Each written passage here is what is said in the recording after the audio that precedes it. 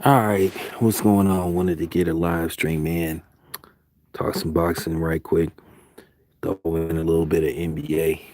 So if you want to throw in a little NBA versus boxing, that's cool too. Cause I got a chance to see some of these games today. I just saw the Lakers a little while ago, and then I got a chance to look at the Portland Trail Blazers versus the Clippers, and then the Dallas Mavericks with the Milwaukee Bucks. The funny part about this whole thing, the Pacers seem to be the best team on the East as far as the bubble since the bubble has started. They're 4-1.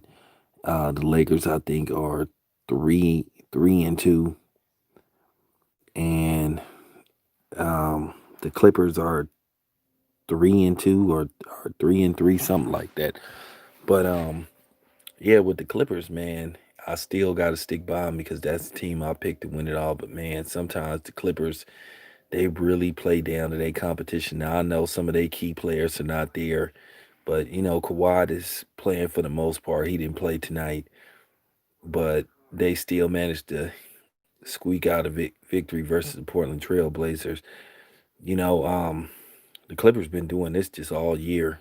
They just have some games where they just look like, yeah, they are the key. They are the team to win it all, and then they'll just lose to a team that you don't expect them to lose to. They've done that quite a bit this season, and you just wonder when are they going to get it going and just go on the tear, you know. But they haven't been able to do that, But this bubble thing, like I said, it's anybody's guess who's gonna be the last two teams standing, because the Bucks look vulnerable at times. Um, they just do. They don't look like at times they the best team in the East, but more than likely the Bucks will be there when it's all said and done. I think they will get it together, and I think the Bucks will be the last team standing when it comes to the Eastern Conference. The West, it's anybody's guess. I mean, Houston could get hot, but Houston, I just don't think they'll win playing small ball because they just a very small team. They're not that big of a team, and then the way they just sporadically, distribute the ball, and then they just play for real erratic at times.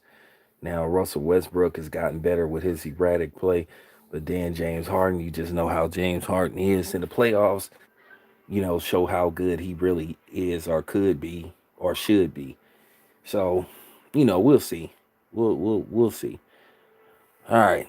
Now let me get to the boxing thing. I watched pretty much the whole card with the PBC. I watched the Fox Sports One card, and then of course I watched the Fox card with Jamal James and Thomas Delome. Um, I thought that fight would be a little more competitive than what it really was. At the end of the day, you can pretty much say it was. Um, I mean, Thomas Delome had his moments like working the body, but he just really couldn't land any shots upstairs just consistently. He just couldn't. I mean, for real. Um, if you want to be honest, I thought it was a dominant performance by Jamal James. I mean, if you win on the judges' scorecards the way he won, I mean, to me, he won that fight going away. I had him winning that fight 11 rounds to one. I mean, if you want to be generous, you might could give Delome like maybe 2 rounds, but when it was all said and done, Jamal James clearly won that fight, and now he put himself in a great position to where he's on the outskirts looking in to possibly a rematch with Ugas, um, Sean Porter somewhere down the line. Errol Spence's name is in the mix. Worst case scenario, he get Bud, but I just don't think Al Heyman is gonna make that fight. But Jamal James, for the most part, he fought very well. He don't have no punching power. I think that's his Achilles heel. You know, uh, Joe Goosen said that you can teach him to develop power and to hit harder, but I think at age 32, he is who he is. I think that's just who he is. I just don't think he's gonna ever be able to become a big puncher. I mean, if you're not a big puncher at this stage of your career, at age 32, you pretty much never will be. You know, Tim Bradley had a great career, but we all know Tim Bradley wasn't a big puncher. We know that. But Tim Bradley managed to have a great career. He has a Hall of Fame career. I think Tim Bradley will be in the Hall of Fame someday. But I think with Jamal James, I just think that's it with him. He can box, but he don't have no power. One thing about Paul Williams had, Paul Williams was a relatively tall welterweight slash middleweight, but he could hit. He had power. Jamal James don't have no kind of power. I never thought that he hurt Thomas Delome anytime in that fight, but he did enough to, outbox him and get the W. Then I saw some other fights. I really like that fight with that guy, the coffee dude from Brooklyn. That was a real, that was a real good fight, man. That was a real entertaining fight. I mean, his jab is nice, man. His jab is really nice, and it's a shame. He's It's a shame. Well, I'm not gonna say it's a shame. He basically fulfilled his military duty, so he was a late bloomer. But he's 10-0 at age 34. He like Joe Joyce, one of them dudes that's up there in age. So basically, he got to get some work in before it's too late. But for the most part, heavyweights to a certain degree, because they heavyweights, they can be effective to age 37, 38, even possibly 39 for the most part, where the smaller weight classes, it's just something about them to where they just really can't fight at a high level past, in most cases, 34.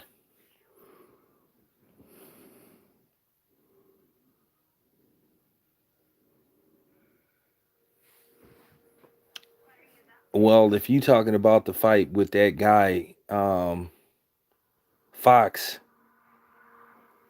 that was, yeah, that was something else.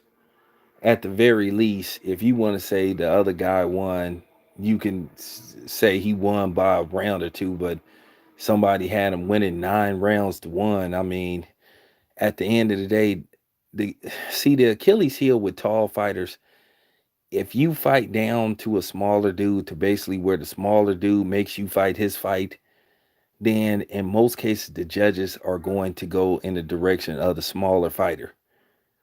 Where if you look at Jamal James, he clearly controlled the fight with the jab, fighting on the outside, and then when he wanted to go on the inside, he could fight on the inside. So that's the problem.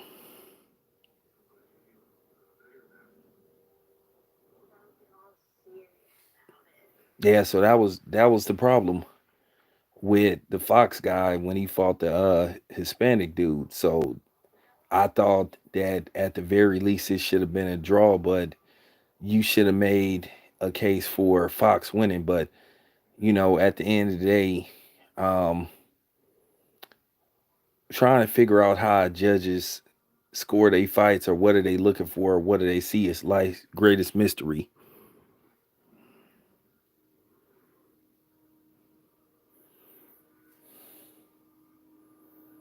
But yeah, if you were talk, I mean, you 6'4" and you scrunching down to fight a smaller dude, where you should have been working the jab and keeping him off of you,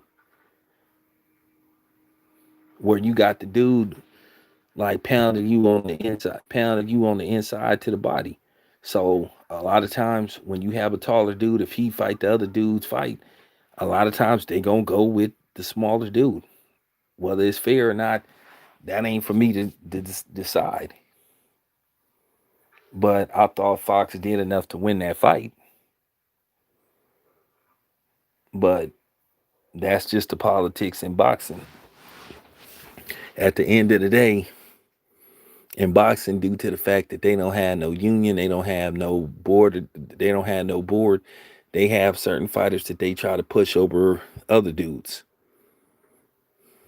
And maybe they was just trying to push that other guy. But I thought Fox did more than enough to at least warrant a draw. But at the same time, you got to kind of wonder why is a dude 6'4" fighting that fighting that welterweight. You would think he'd be at least like at light heavyweight or something, or even cruiserweight. But you know, that's the thing.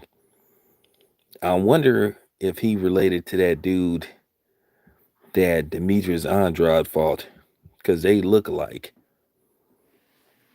So you got Sean Porter fighting um, in a couple of weeks, and then Fox announced their lineup. Fox got a lot of fights coming up.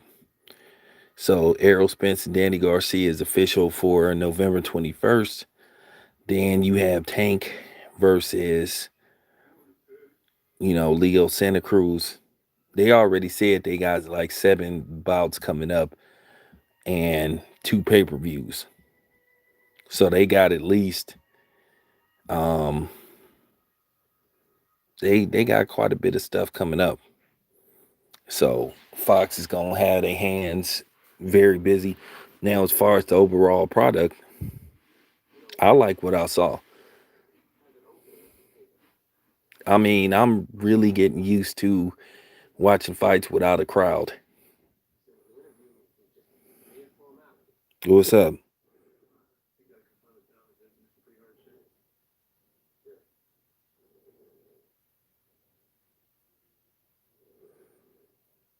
Yeah, I didn't even notice that it wasn't even no crowd. Cause I mean, as far as the broadcasting go, everything was on point. Not yet. Nah, Jamal James is is gonna get one of those. He gonna get one of those welterweights. Probably, if I was a gambling man, he might get Sean Porter down the line.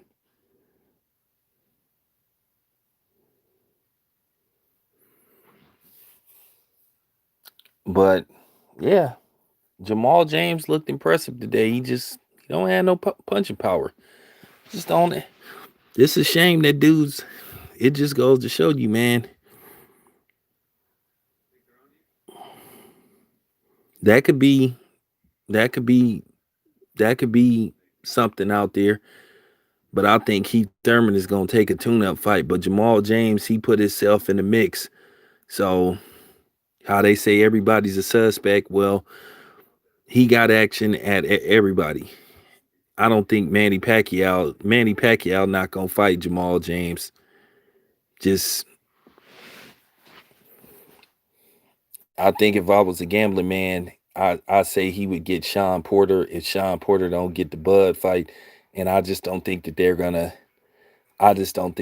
do business where they gonna give Jamal James to Crawford or whatever. I just don't believe that they gonna do another outsourced fight. But the way Jamal James fought, if he had punching power, you would almost favor him versus anybody just due to his height. And he do got good boxing ability, but he don't got no damn punching power. And people can sit up there and say, well, you don't have to be the biggest puncher to win fights. Well, at the end of the day, you got to have some kind of power to keep people off of you.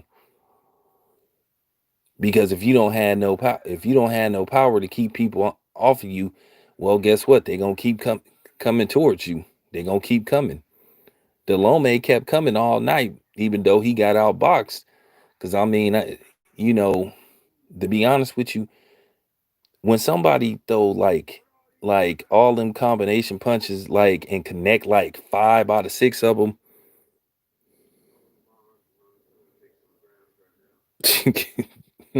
Yeah, that's a fair assessment.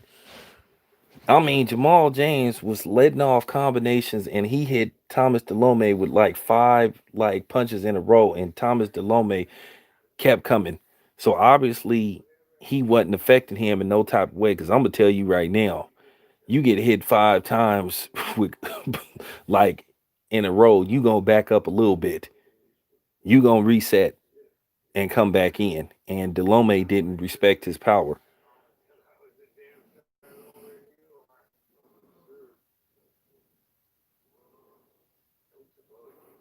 Yeah, but Vernon Forrest was kind of toast after that. Vernon Forrest was kind of toast. He was one of Vernon Forrest. Um, I mean, the I Corte fight. Vernon Forrest was a dude. Was a dude after the he just wasn't the same after the Mayorga fight. And it don't I mean whether Sergio Mora beat him or not, like I said, I mean Sergio Mora,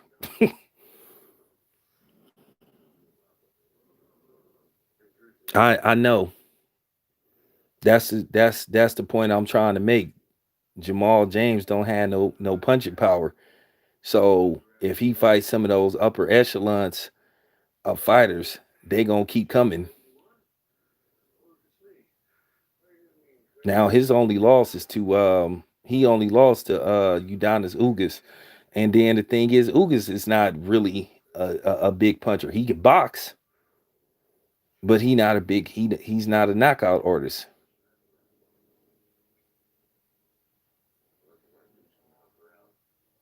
Because I mean, if you want to look at the landscape, okay, let's just say Errol Spence go that direction.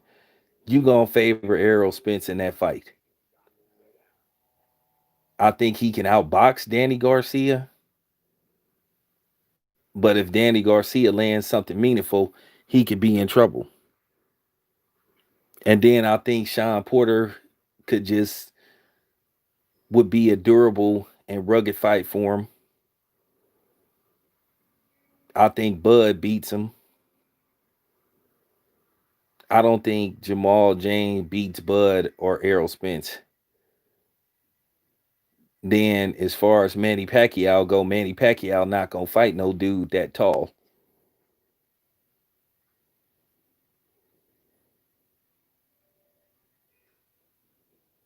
But Manny Pacquiao got a puncher's chance versus James.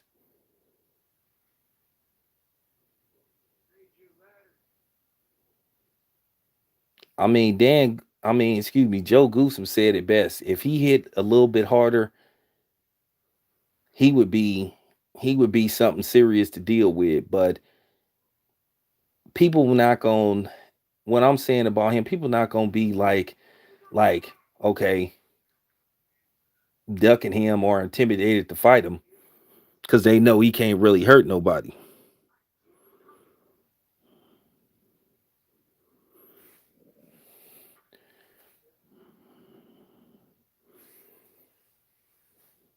Versus Keith Thurman, um, I'm gonna be honest with you, H. I'm not gonna say Keith Thurman is close to done, but if you look how he's performed in his last few fights, you kind of wonder what do he got left. He had that tough fight with Manny Pacquiao, then Josito Lopez, and then he been injury prone to shit. Do he got enough left over for another hurrah? Well, we gonna find out. I'm not gonna say Keith Thurman is almost done, but that conversation is in the neighborhood. Cause you got to wonder how much that Manny. See, what's gonna happen is when we see Keith Thurman again, we gonna have to wonder how much did that Manny Pacquiao fight take out of him. Because I'm gonna tell you something else. Keith Thurman took a lot out of Manny Pacquiao.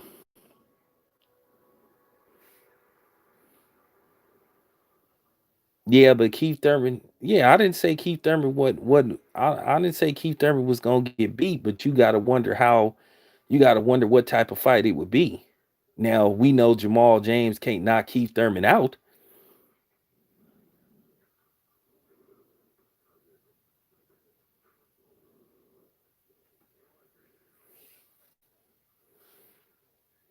I don't see him knocking Keith Thurman out, but I want to see Keith Thurman in a tune-up fight first. Another tune-up fight.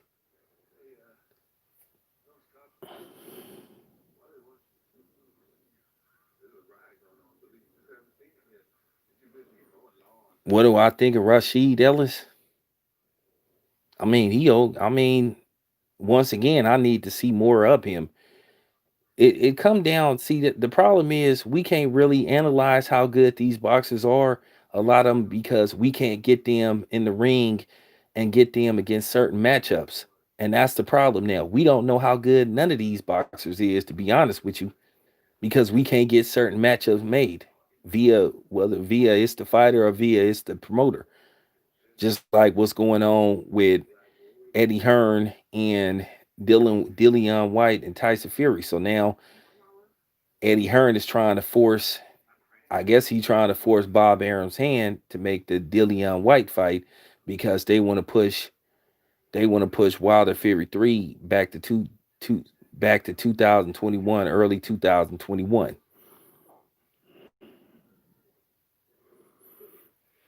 Well, anybody that's signed a Golden Boy, that's black, that's buyer beware. But yeah, I'm gonna talk about Deontay Wilder right quick and Tyson Fury because the, Eddie Hearn saying, well, they can't use that excuse that they want to wait till they can fight with a live audience to generate a certain type of money. Well, if you have a certain type of money on the line, well, you kind of can pull that because at the end of the day, they can't. He trying to get the WBC basically to bypass Deontay Wilder and just say, okay, well, um, you can make the fight with Dillian White. Deontay Wilder exercised that rematch clause. But what they trying to do is they trying to get the WBC to sort of like um basically they trying to get the WBC to you know what's the word I'm looking for? They basically trying to get the WBC to overrule a rematch with Deontay Wilder and Tyson Fury so they can make the Dillian White fight. And Eddie Hearn sat up and said, "Well, I think Tyson Fury and Dillian White would do a million pay-per-views." And I'm like, "Where?" "Oh, you must mean in the UK. Tyson Fury don't have no drawing power in the States whatsoever. His last fight before Wilder had like 2,000 people there. So I'm trying to figure out what what what million people we talked about. What in the UK? I know they sell they pay-per-views a lot cheaper than they do in the States, but you got to ask yourself is the money there for them? Because that pandemic is global.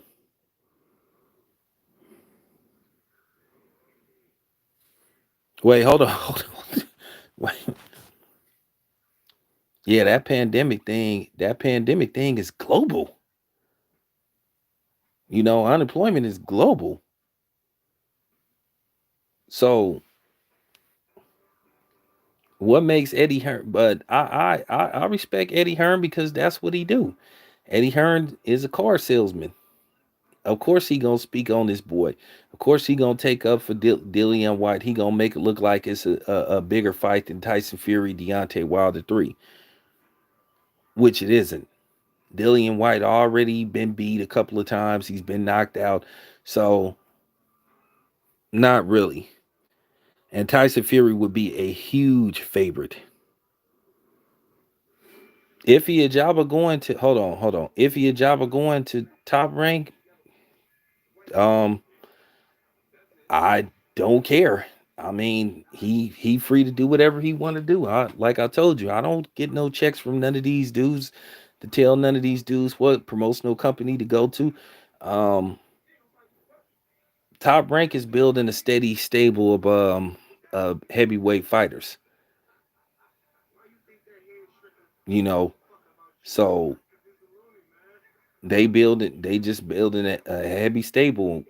So This is my honest opinion on Ify Ajaba. I'm not sold on him anyway. Like I told you, Ify Ajaba is a very mechanical, lethargic type of fighter that needs a lot of work. I'm just I'm just keeping it 100. He need a lot of work. He ain't ready for the upper echelons of heavyweights. He he just not there yet. Now I know he switched trainers. He went from Ronnie Shields to the dude that trained Shakara Stevenson, Coach Russell. At the end of the day, will we see improvement? Maybe, maybe not. But when he was working with Ronnie Shields, you just saw a lot of flaws that he had. He very stiff at times, um, very stiff. Um, he's staying in a straight line to where you can counter him and shit. Footwork is bad. Don't move his head. I mean, he got power, but he need a lot of touch up work. And if he fought somebody a little somebody some of the upper echelons of heavyweights, I think he would get exposed. He already been dropped before. So I just think he got a lot of work to do before we start like bringing his name up. And besides, he very young anyway. As I said before, it's no reason to be trying to rush all these prospects. That's the problem. You know, sometimes you try to bring a dude along too fast. At the end of the day, Erison Lubin, he wasn't ready for a fight like Chalo, and he paid for it. But he's bouncing back, but he wasn't ready for that fight based off the end results that he only lasted one round. So as far as Ify Ajaba going to top rank, shit, I don't care because it's like this. He can go to wherever the hell he want to go. I'm not the promotional police. That ain't my job to sit up there and say, "Oh, well, I'm mad at you because you left the PBC and went somewhere else." Man, with the exception of Golden Boy, just because it's real personal with Golden Boy, pretty much these dudes can go wherever the hell they want to go. The thing is, with Golden Boy, they don't know how to promote black fighters, period. But at the same time, Top Rank ain't did the best job with promoting they black fighters neither. But they a little bit ahead of Golden Boy. But as far as you being a black fighter signed to Golden Boy, well, hey, everybody know about them emails. I mean, who don't know about them? Everybody know about them, and people still chose to sign with Golden Boy. If you a black fighter, you gonna get put on the back burner, and that's just the bottom line. If your name ain't Canelo, Ryan Garcia, or Ortiz, Oscar don't give a damn about you. So at the same time, that's what you get when you sign with Golden Boy. But Ify Ajaba, as far as him leaving, that's sort of like so what? It's not like you losing a hot commodity. Keep in mind, Arthur Beterbiev was once a PBC fighter, and he went to top rank, but he's still supposed to be advised by Al Heyman.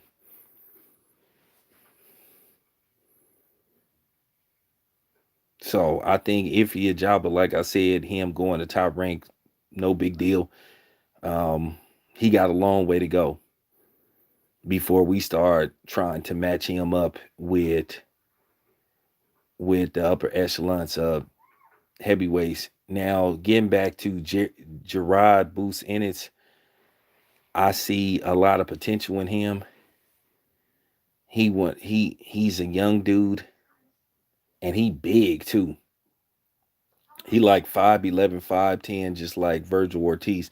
So we already know that 147 is just a temporary stop for him.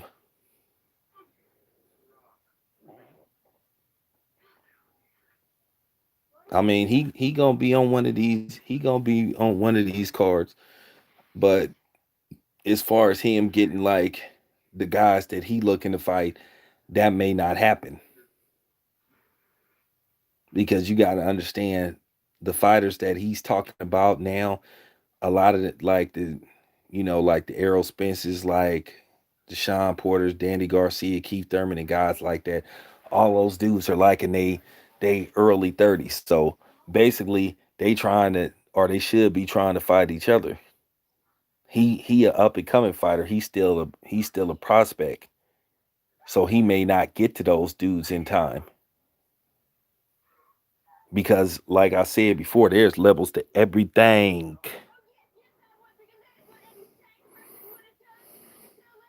There's levels to everything. There's levels to everything. You know what I'm saying? It's like training on the job. You can't come in there, you start driving a forklift for like 1 week, then you talking about you ready to start like and you want to start having the same amount of pallet drops as the veterans and stuff. Because when you do forklift driving and shit, like when you a veteran, they want you to drop certain pallets and put them on the floor, or at least to the certain levels to where the order selectors can be, to where they want you to move them at a certain amount of time. And basically you can't go in there and start off 1 week, then you holler about you can work with the best of them. You know what I'm saying? Some people are natural, some people ain't. And that's the thing with guys like Jared Booth Ennis. He's he's a prospect still. He's still a prospect. He's 22 years old. He need to, he need to keep fighting, build his resume up. And then due to the fact that they had a pandemic and he just now getting back in the ring, he supposed to be fighting sometime in September. To me, that's a setback when you have like a young prospect. Those prospects, they need to be fighting 3-4 times a year. When you get the status of Keith Thurman and Errol Spence and Bud, you want to at least try to get 2 to 3 fights in. That's just how it goes. Like when you starting out, when you first become pro, they want you to fight like every 2 months.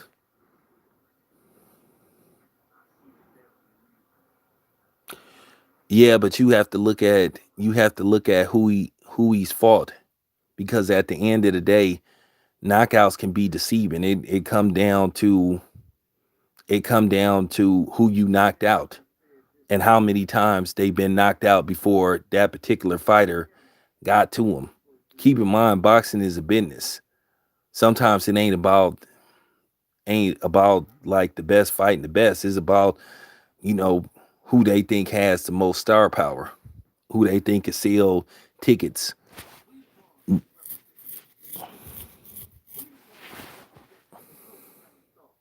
Because knockouts is always good, but if you got 25 fights and you got 23 knockouts, and then out of those 23 people you knocked out, and you look at their resume, they've been knocked out several times, or they lost, what I'm saying, more fights than they won, then it's sort of like, okay, well, big deal. That's why they call it a resume versus like professional sports, a team, you know, because it's a single. Because in boxing, you not a team,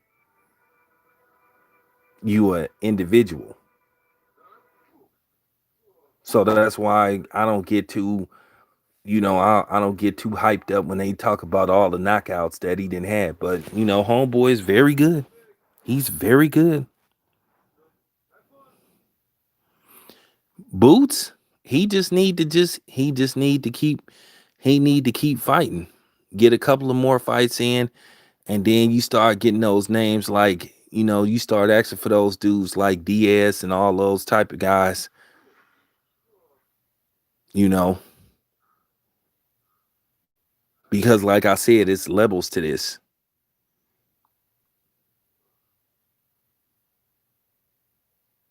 I just think that I don't I mean, him and Virgil Ortiz, like I said, that's gonna be a big fight. That's gonna be a big fight, even though I think Boots is gonna beat Virgil Ortiz ass.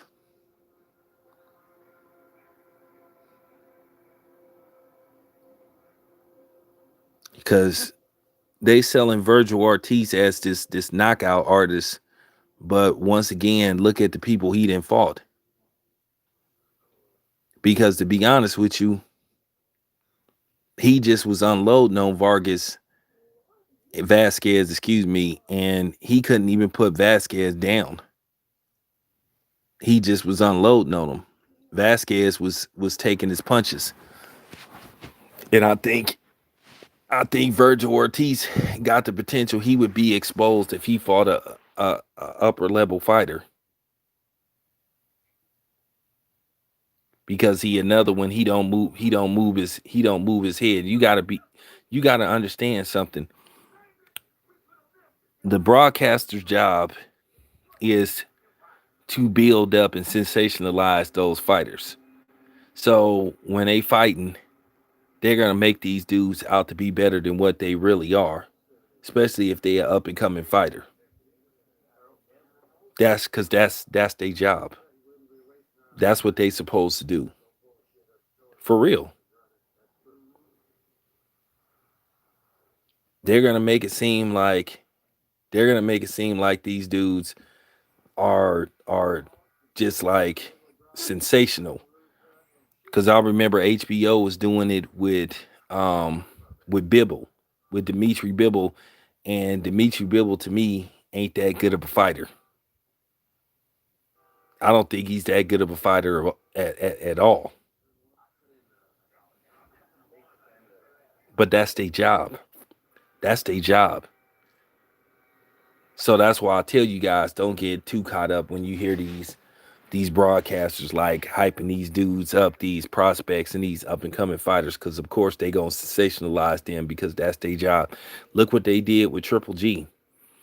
That's what HBO did. They was making it look like Triple G was like the greatest thing that they ever saw, that they had never saw anything like it, and Triple G had fought nobody.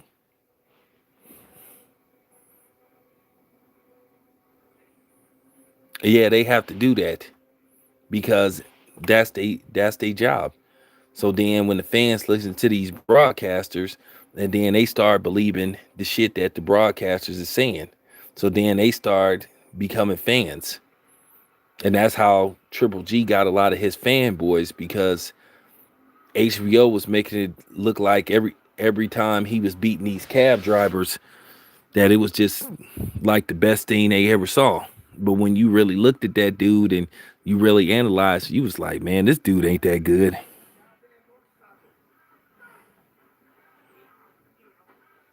Yeah, Bibble is hella robotic.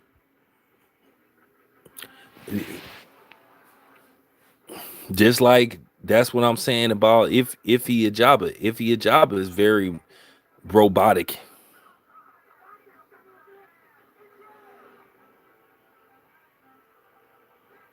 Man, come on, man. Joe Smith Jr. not that good. Dimitri Bibble is hella mechanical. You can see his punches coming a mile away. Now he got a little bit of power, but if that's the case, and John Pascal is past his prime. John Pascal is a dude, every once in a while he'll get up for a fight. And to be honest with you, I didn't think that much of that guy that he beat anyway. The brother that he beat anyway, who beat damn, what's that dude's name? I can't even remember his name. Sir Marcus Brown. I mean, he got up for the Marcus Brown fight, but at the end of the day, did anybody really think that Marcus Brown was a world beater?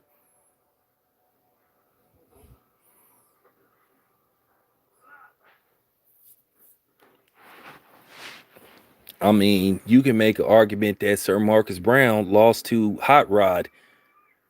And by the way, Hot Rod got destroyed. He got destroyed by Arthur Beterbiev. Got destroyed. So that's what I'm saying.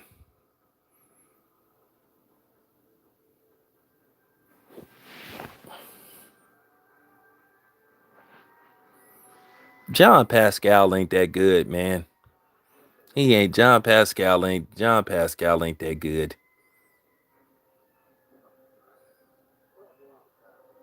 Like I say, everybody have a fight that they get up for. And he got up for that Sir Marcus Brown fight, but I never was that impressed with Sir Marcus Brown. Oh, you talked about Badu Jack, Mister. I can't never seem to close the deal. I always get a draw. You talk about that Badu Jack.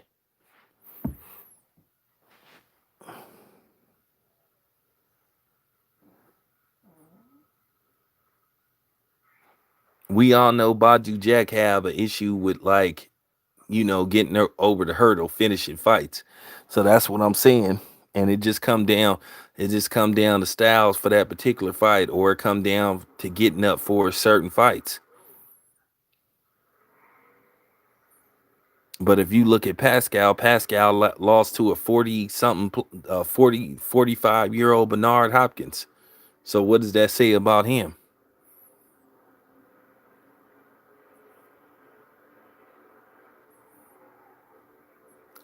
And then when you get to Joe Smith Jr., Joe Smith Jr. like beat a 50-year-old Bernard Hopkins. We already knew that it was like over for Bernard Hopkins. So that's what I'm saying. When you look at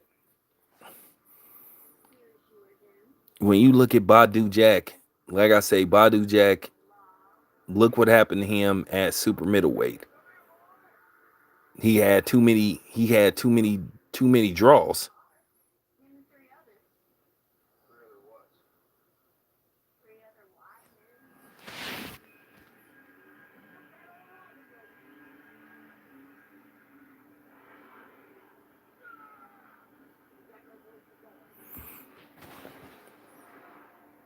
But like I said,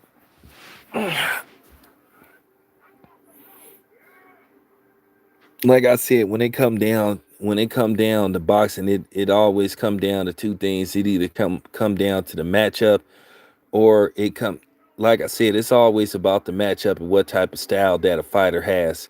Like I said, I am not impressed with Bibble. Bibble talking about he'll go down to super middleweight. And Bibble, he had a chance to go to the PBC or top rank, and he elected to go to the zone. He didn't want to go to top rank because he knew Bob Arum would have made him fight Arthur Beterbiev. He didn't want to go to he didn't want to go to the PBC because he knew that he would have to fight some of them upper echelon light heavyweights. But yeah, Bibble was mechanical, man.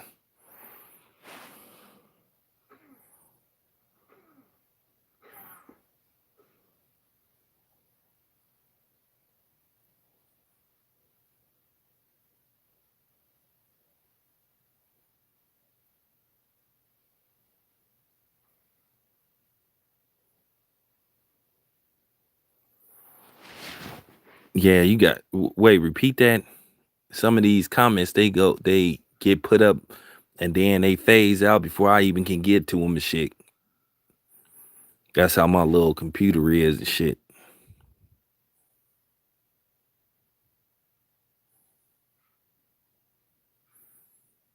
But yeah, let me move on to the last subject before I get up out of here.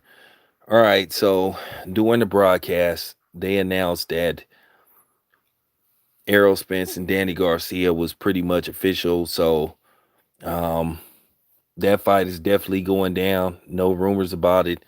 Oh yeah, side note. You keep hearing rumors. You keep hearing rumors, which I knew this was gonna happen anyway. On the side note, from what I heard, Lomachenko and Tiafimo is going to take place. It appears that they're gonna give Tiafimo a little bit more money. Who's my favorite trainer? Shit, I don't have one. I don't have, I don't have no favorite trainer because at the end of the day, all trainers all trainers have different attributes what they can do with certain fighters.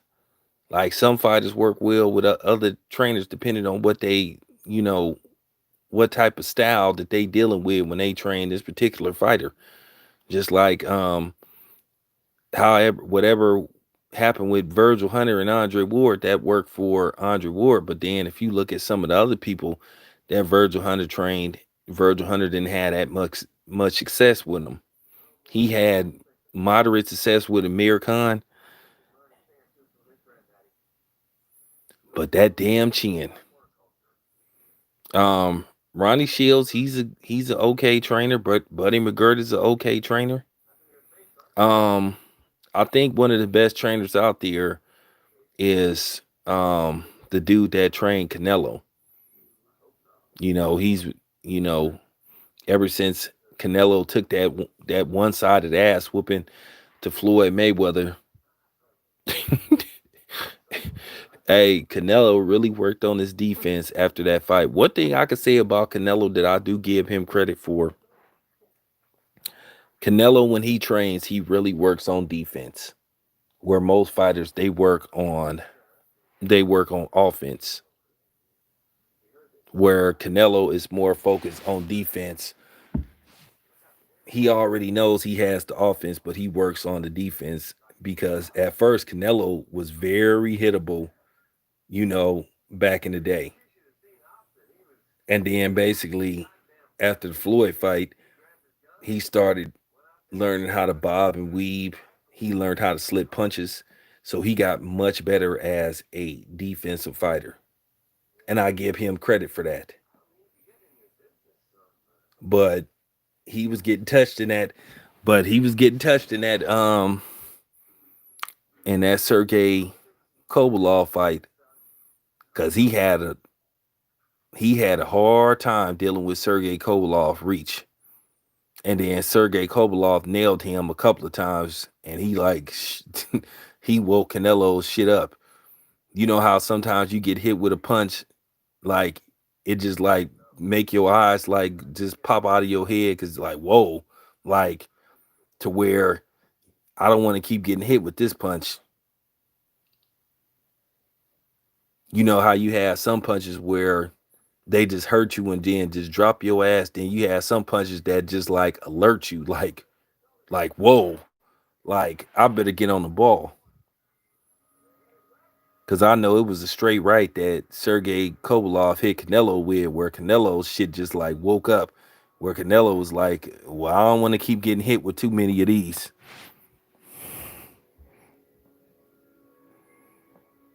John David Jackson, show enough. I mean, like I keep telling you, every trainer have different attributes that they can help a fighter with. It just really come down with the fight to the fighter. He had a lot of success with Sergey Kovalov, but then basically he had to like part ways with Sergey Kovalov because of how Sergey Kovalov was as a person. And I mean, he's done some real good work with Carissa Shields. He's done real good work with Carissa Shields. I mean, I thought Nasheem Richardson was a RIP to him. I thought he was a good trainer. Mayweather Senior, he's a good trainer. So there's a lot of good trainers out there. I don't really have no favorite trainer because to be honest with you, when I watch a fight, I don't really watch the fight to see who the fighter is trained by. I want to see the fighter, even though the trainer plays a pivotal role in how the fighter, performs. But at the end of the day, you want to see what the fighter has done under the tutelage of this trainer, this particular trainer that he worked with. So, you know, at the end of the day, trainers really ain't meant to be celebrities, but that kind of shit started really with like Freddie Roach, really, where everybody want to know who the trainer is and all that kind of stuff. Because at first, back in the day, when Muhammad Ali and Larry Holmes fought and stuff, nobody cared who the trainer was. Nobody didn't want to do interviews with the trainers. That all that stuff started with Freddie Roach and basically the YouTube era.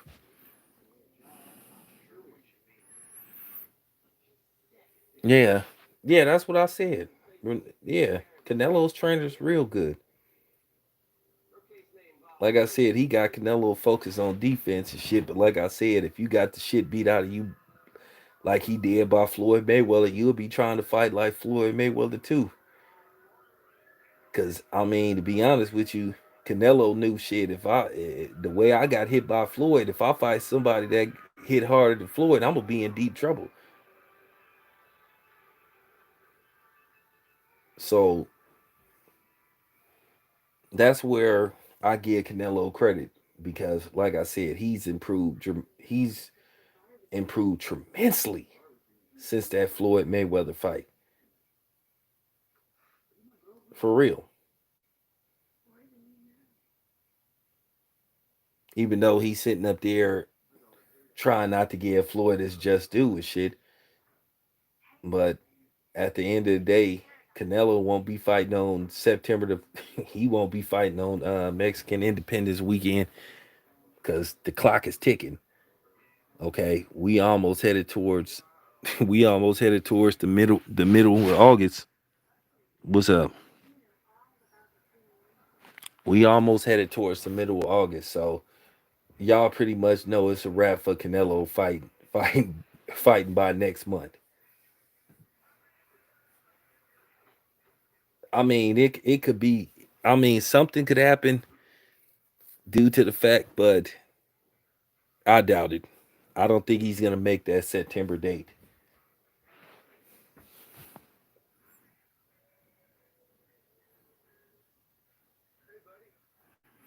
Yeah, Canelo gonna always have cardio issues, but that don't take away from the fact that he's a great boxer. He will, like I said, in those middle rounds,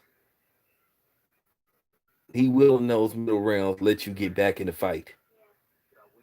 But the problem is when you fight Canelo, like I said, when the bell rings, you already down 4 rounds anyway. That's the damn problem when you fight Canelo.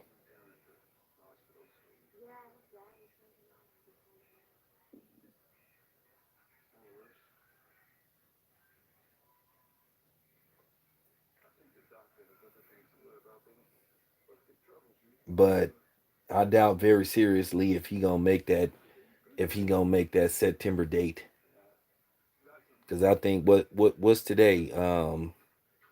What's today? August the 9th.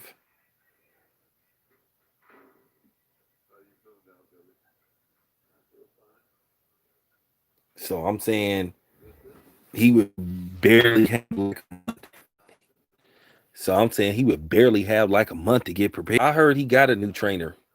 He got a new trainer from what I heard.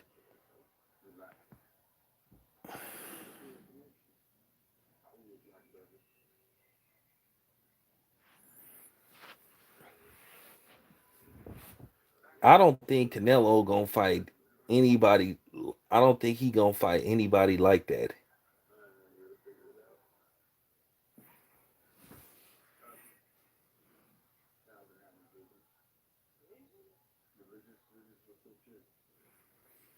I don't think he gonna fight anybody like that right now.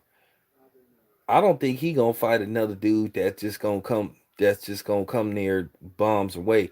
I the reason why I think he don't want to fight Chalo because yeah he could probably outbox Chalo, but Chalo is gonna be going for broke, and Chalo is gonna be trying to take Canelo's head off. And there's always a point in the fight where Chalo could land something and had Canelo in trouble.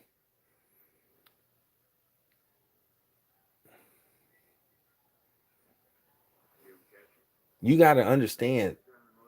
Sometimes finesse fighters don't like fighting dudes like Chalo. Now I mean Chalo ain't a accurate puncher, but he throws a lot of punches.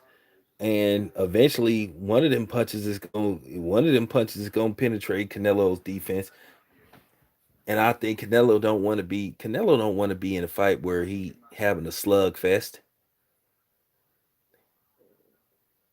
He do not want to be in a slugfest. I'm telling you that right now.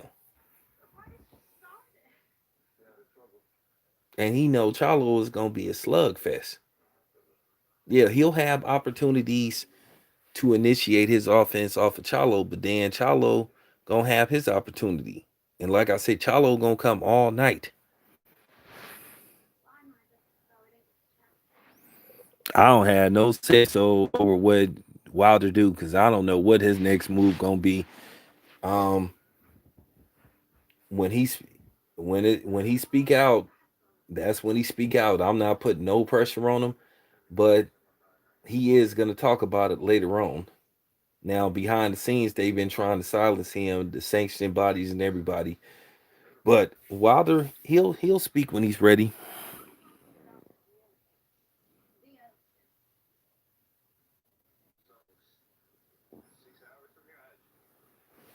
Which fight you talking about? All them people be bullshitting because I don't know if y'all know Canelo did at one time consider Demetrius Andrade, but um DAZN don't want the fight.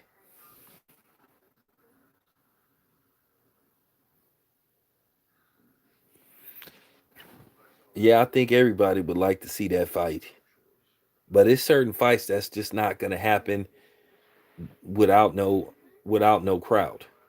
That fight not gonna happen unless it's like a live audience there. That's just you know, and I just don't think Canelo gonna take a fight of that caliber right now. Cause he gonna have his hands. Everybody keeps saying that Canelo is gonna beat Charlo with ease. I don't see it that way. I could see Canelo Charlo being like the first Floyd Maidana fight. And keep in mind, you guys, Canelo is 30 years old now, and Canelo has what 50 fights in. Canelo could get old overnight. I know Charlo just made 30, and Canelo just made 30, but Canelo got like 50 fights in. Charlo don't have as many fights in as Canelo. So you still got to take into consideration that Canelo has a little bit more wear and tear. And then a guy like Charlo could come in there and just he's gonna come in there, he's gonna have a lot of energy, he's gonna be running off adrenaline. And like I said, he'll stand in front. One thing about Charlo, he will trade with Canelo. And I just don't think Canelo want that type of fight.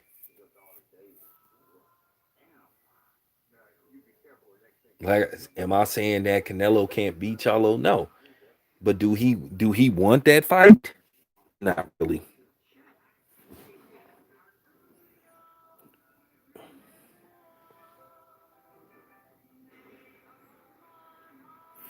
Yeah, but Canelo still got like 50 fights in. 50 fights is 50 fights.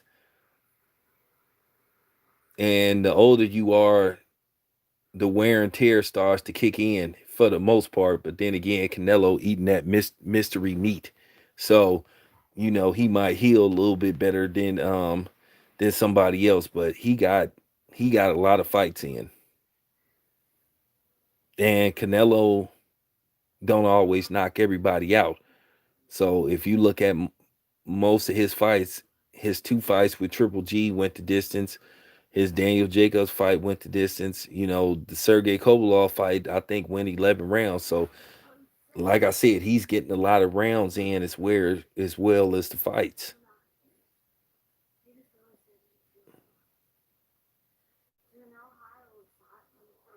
Where once again, Chalo, and then we don't know how many amateur fights he had. So that can make a big difference. And that's what I'll be saying about LeBron James. That's the point. That's the exact point that I'm trying to make about LeBron James. Why LeBron James at times he look his age. Because keep in mind, this man been playing professional basketball since he was 17 years old. He went straight from high school to the pros.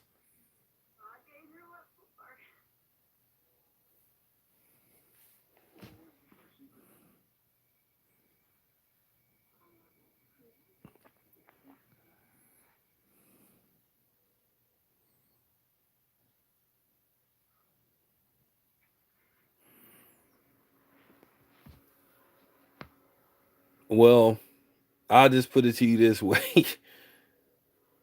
Canelo might have an advantage due to the fact that they allowed the test levels of that mystery meat that he been eating to possibly help him heal up. But still, like I said, he got a lot of fights in.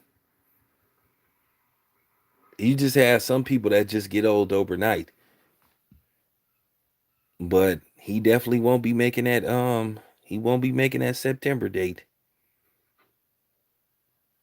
I was supposed to get a text who he supposed to be like trying to negotiate with because um Kayla Smith was the front runner, and depending on who you believe, they basically pulled out of negotiation basically over money again.